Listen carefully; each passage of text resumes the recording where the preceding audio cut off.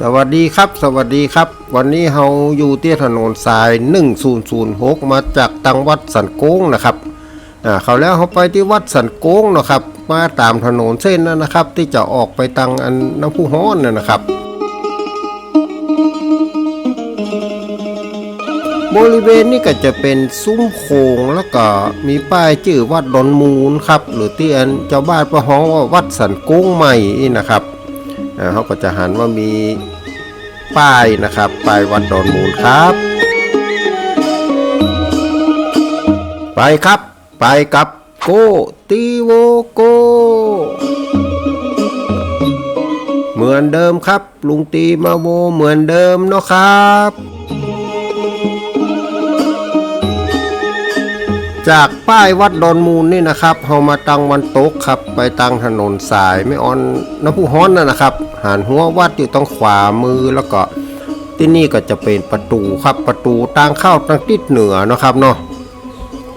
ที่ทางทิศเหนือตะกี้นี่เรายังบ่ไปเด้อนะครับเรามาเริ่มกันที่ประตูทางวันออกครับซึ่งน่าจะเป็นประตูลักตั้งแต่ดั้งแต่เดิมนะครับด้านนี้ก็มีป้ายชื่อวัดดอนมูลเหมือนกันนะครับมีสิ่งกู้เหนือเสาประตูด้านนี้ก็มีความงดงามนะครับสำหรับสิ่งกู้เปิ่นมีลวดลายอ่อนช้อยบริเวณสร้อยคอเปิ่นของเปิ่นนี่นะครับเปิ่นทำไว้เป็นอันหูบดอกหูบอะไรอย่างเลื่อยลงมางามครับ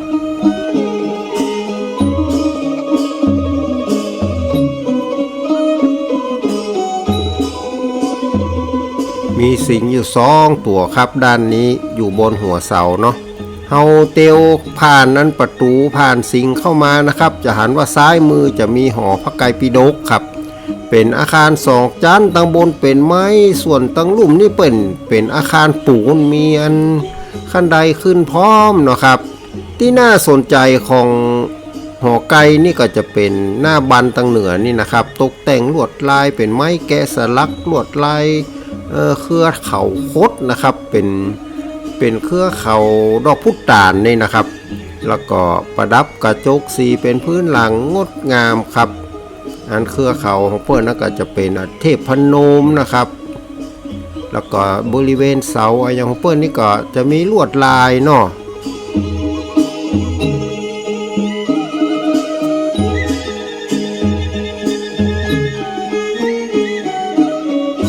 ก็ก้อยกันนะครับเตียวมาตัง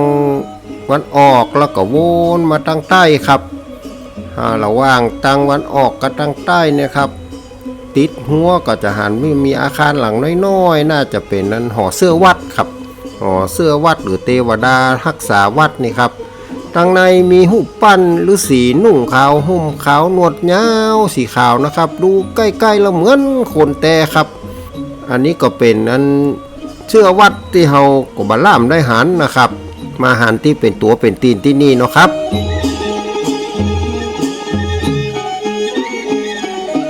จากหอเสื้อวัดนี่เฮาก็สังเกตว่าหอไกรเป็นอาคารจตุรมุขหลังคาซ้อนจันทร์มีช่อฟ้าใบละกาหางหงพร้อมแต่หน้าบันด้านทิศใต้นี่เฮาจะหันว่าบ่มีลวดลายตกแต่งเนาะครับมันจะเกี้ยงส่วนด้านอื่นๆนี่เปิ้นมีโมดนะครับจะมีอันหน้าบันมีลวดมีลายเนาะถึงด้านเหนือด้านวันออกด้านตะวันตกนะครับแต่ทางใต้บ่มีเนาะ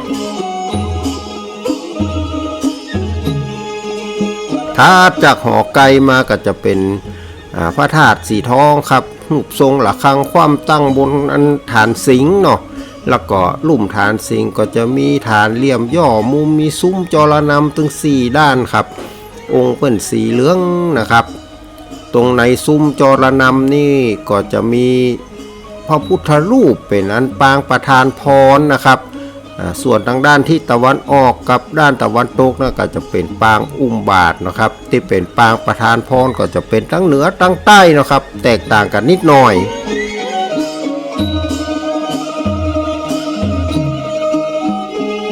เอามาก่อยทางด้าน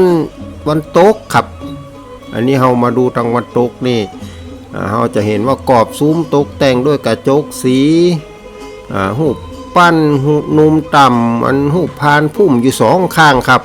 แล้วก็เหนือซุ้มมีตัวอักษรว่าพุทธศักราช2477เนาะครับโอ้2477ก็หลายปีนะครับเกือบ100 ปีแล้วก็ครับเนาะ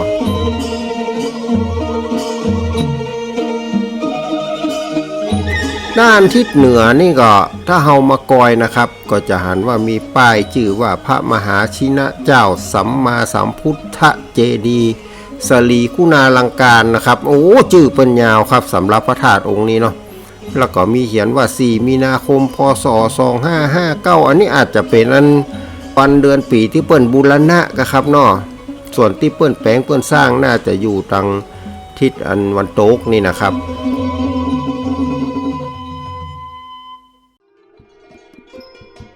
ส่วนบริเวณตางขึ้นพระธาตุพระเจดีย์บริเวณวันตกนี่ก็มีรูปปั้นของท้าวเวสสุวรรณนะครับท้าวเวสสุวรรณนี่ก็องค์สีเขียวนี่นะครับแล้วก็มีแต้นบูชาเท้าทั้ง4อยู่ตัวเนาะ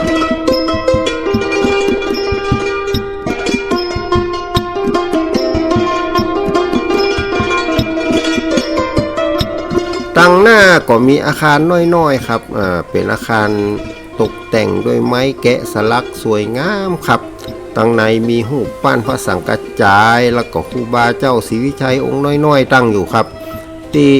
ดูแปลกตาก็คือพระสังฆจายเพิ่นนี่นะครับจะรูปร่างจะคล้ายๆเหมือนตั้งของพม่าเนี่ยครับตั้งหลังก็ตกแต่งลวดลายสวยงามครับบริเวณกลางขวงวัดนี่ก็จะเป็นวิหารหลังใหญ่เลยนะครับมีรูปปั้นมังกรคล้ายหน้าคดตัวอยู่2ข้าง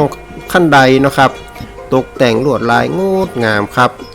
ลวดลายหน้าบันเปิ้นเป็นเทพพนมหน่อล้อมรอบด้วยเครือดอกพุตานนะครับเป็นพุตานก้านคดแบบล้านนาเฮานะครับลวดลายอ่อนช้อย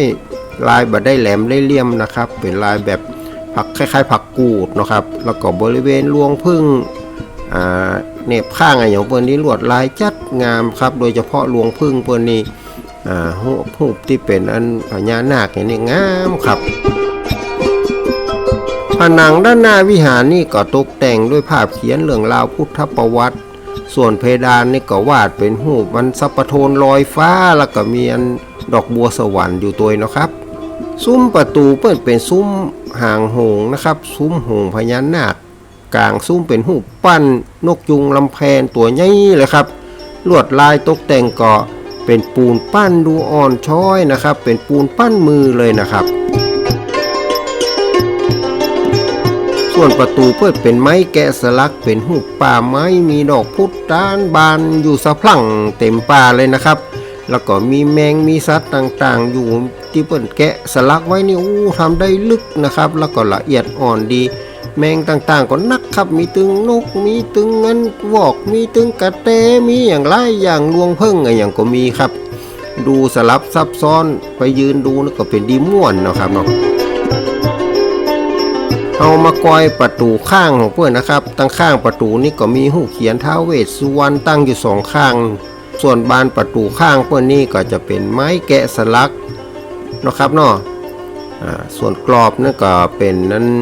ปูนปั้นเหมือนกันนะครับเป็นปูนปั้นลายแบบลายเมืองอ่อนช้อยนี่นะครับประตูเปิ้นเป็นไม้แกะสลักน่าจะเป็นเรื่องราวต่อนางสุชาดาถวายเข้ามัทุปายาตให้พระพุทธเจ้าก็จะได้นะครับเห็นมีแม่นางนั่งอยู่ตั้งหลุมนี่3-4นางนะครับกำถาดเข้าอยู่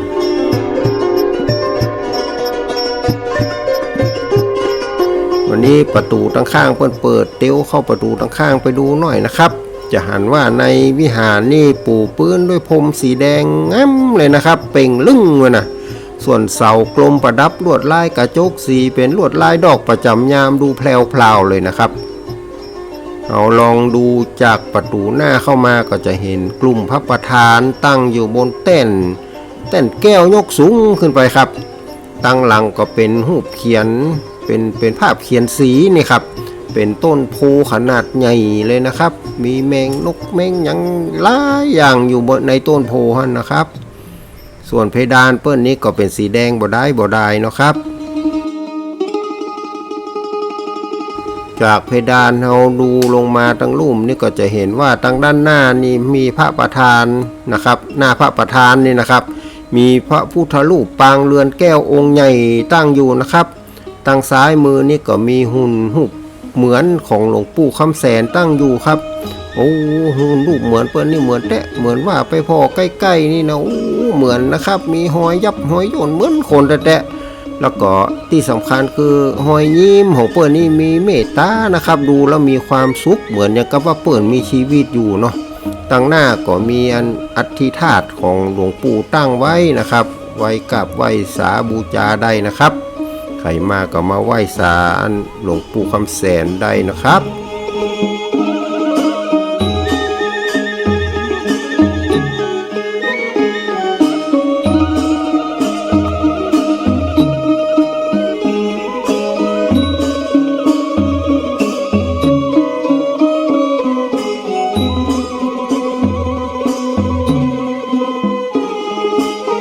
จากรูปเหมือนหลวงปู่นี่นะครับเอามากอยฐานแท่นแก้วก่อนนะครับฐานแท่นแก้วเปิ้นนี่เป็นบัวคว่ำบวงหงายครับแล้วก็ย่อมุมนะครับฐานแท่นแก้วเปิ้นแบบย่อมุมลวดลายก็ตกแต่งเป็นลายปูนปั้นสีทองบนพื้นสีแดงครับดูอ่อนช้อยสวยงามครับเป็นลายปั้นมือนะครับไม่ใช่ลายพิมพ์เนาะเปิ้นปั้นมือนี่ก็แสดงว่าใจฝีมือนักแก่นะครับแล้วก็มีการเอากระจกสีมาตกแต่งนิดๆหน่อยๆนะครับส่วนมากจะโชว์ลวดลายปั้นที่งดงามนี่มากกว่าองค์พระประธานแล้วก็พระอันดับถึงสองข้างนี่เป็นปูนปั้นก็ครับเนาะนั่งบนดอกบัวหงายตั้งลุ่มเป็นฐานดอกไม้นะครับเป็นเครือดอกไม้ด้านขวามือของอันพระประธานนี่ก็จะมีรูปปั้นของหลวงพ่อปานเนาะของครูบาศรีวิชัยหลวงพ่อฤาษีลิงดำแล้วก็พระเกจิอาจารย์แห่มหลายองค์ครับที่เปิ้นเอามาตั้งไว้เป็นสีทองเลยนะครับเหมือนกับอันเป็นรูปปั้นองค์จริงเหมือนของแท้นะครับแต่ว่าเป็นสีทองเนาะ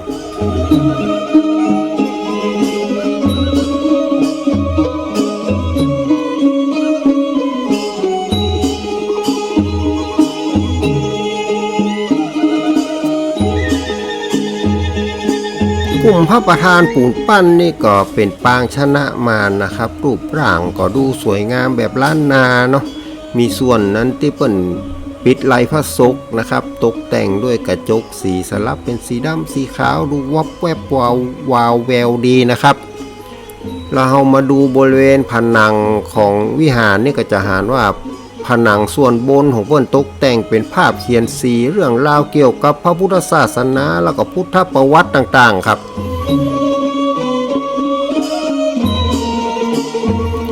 มีหูเขียนเป็นเรื่องราวของพระมาลัยนะครับที่เปิ้นไปแดนนรกเนาะแล้วก็ปิกมาสอนผู้สอนคนว่าโอ้ในนรกมันน่ากลัวนะครับคนต้องทนทุกข์ทรมานสัตว์โลกต้องทนทุกข์ทรมานนะครับเปิ้นก็เอามาบอกเล่าให้มนุษย์โลกเฮานะครับก็เป็นปางมาลัยโปรดว่าอันส่วนตั้งลุ่มนะครับบริเวณลุ่มของผนังนี่ก็จะมีเรื่องราวในยุคสมัยของพระศรีอริยเมตไตรที่จะมาเป็นพระพุทธเจ้าองค์ต่อไปนะครับเปิ้นก็เขียนบรรยายว่าคนนี่จะมีความสุขนะครับบ่มีความทุกข์เนาะเงินทองก็มีห้อยแถวต้นไม้เลยนะครับบ่ต้องไปเสาะไปหาอย่างล้ำส่วนอันโคนกับสัตว์อย่างนี้ก็อยู่ด้วยกันมีความไมตรีต่อกันบ่ทำร้ายกันนี่นะครับทั้งมนุษย์และสัตว์ก็จะมีความสุขอยู่ด้วยกันในยุคของพระศรีอานนี้เนาะเอามาดูหน้าต่างเปิ้นครับหน้าต่างเปิ้นเป็นไม้แกะสลักเรื่องราวพุทธประวัติอยู่ในกรอบของจ้อกระนกเปี่ยวครับเปิ้นทำจ้อกระนกเปี่ยวเหมือนกับเป็นอันเส้นสินเทานี่นะครับแล้วก็มีหูปเรื่องราวอยู่ตั้งข้างตั้งในเนาะครับเนาะก็เป็นแฮมแบบนึงที่บ่ค่อยล่ามหันนะครับเอามากอยเสากลมเปิ้นนี่จะเห็นว่าตั้งลุ่มเปิ้นทำเป็นช่วงลัดเสาประดับลวดลายอันกระจกสีหูปดอกประจำยามนะครับแล้วก็ต่อด้วยลายเชิงทำให้เสาของเปิ้นนี่ดูแล้วมันบ่แข็งบ่ทื่อนะครับดูนุ่มนวลเนาะครับมีการใส่ลัดมีการใส่จ่อใส่เจิงเนาะครับเหมือนกับเป็นพานยกเสาไว้อีน่ะก็งามไปแหมแบมเนาะครับหู รูปฝาผนังตั้งหลังหน้าบ้านนี่เป็นเรื่องของพระพุทธเจ้าตอนเสด็จลงจากดาวดึงส์ครับในวันปวารณาออกพรรษาเพิ่นว่าอันนะครับพระพุทธเจ้าก็เตียวลงจากดาวดึงส์เนาะครับลงมาตามอันบันไดแก้วเนาะ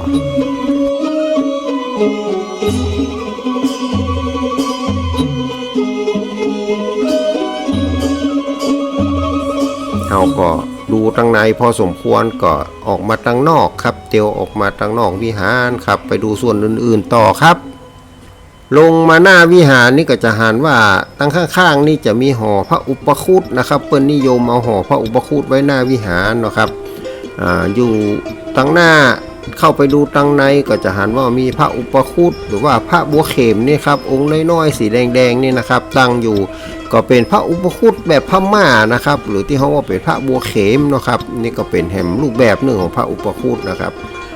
ทั่วไปเขาก็จะหันเปิ้นโจกบาทอยู่เนาะจากหอพระอุปคุตเดียวต่อไปครับเอามากอยอันตั้งข้างวิหารครับจะหันว่าฐานกรอบหน้าต่างเปิ้นประดับกระจกสีเป็นหูบัวคว่ำบัวงายบานหน้าต่างเปิ้นเป็นไม้แกะสลักเรื่องราวพุทธศาสนานะครับในขอบในกรอบของเครือกระนกนะครับอย่างที่ผมว่าไปครับเปิ้นทำเครือกระนกเหมือนกับเป็นลายเส้นสินเทาแล้วก็มีเรื่องราวอยู่ในกรอบนี่นะครับงามไปแห่มแบบครับเนาะ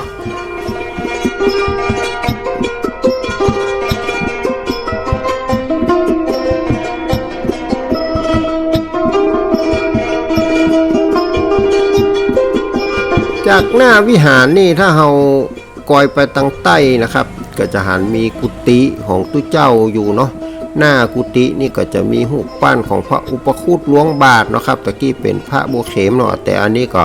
จะเป็นพระอุปคุตหลวงบาทตั้งอยู่ในสระน้ำน้อยๆครับมีสัพพโทนตั้งไว้ให้เปิ้นพร้อมก็งดงามไปแห่มแบมเนาะครับองค์พระอุปคุตนี่เปิ้นก็ใช้วิธีปั้นปูนขึ้นมา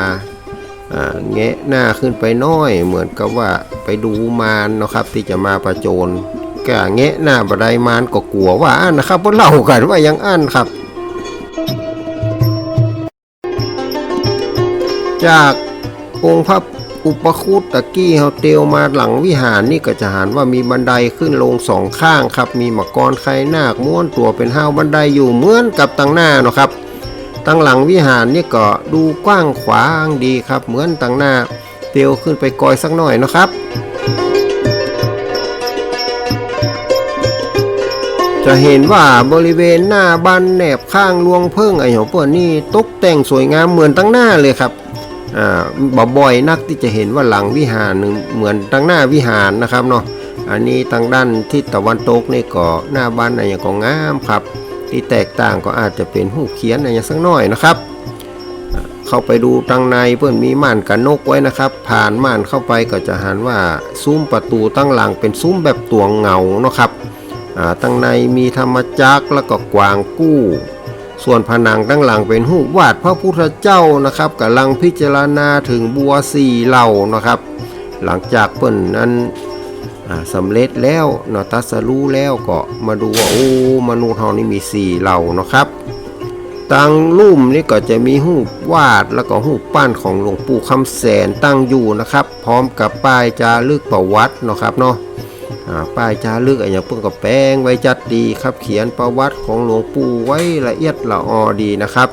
รูปปั้นหลวงปู่นี่เพิ่งก็จะเอาไปตั้งไว้ที่ในมณฑปอีกอาหารเพิ่นว่าอันนะครับ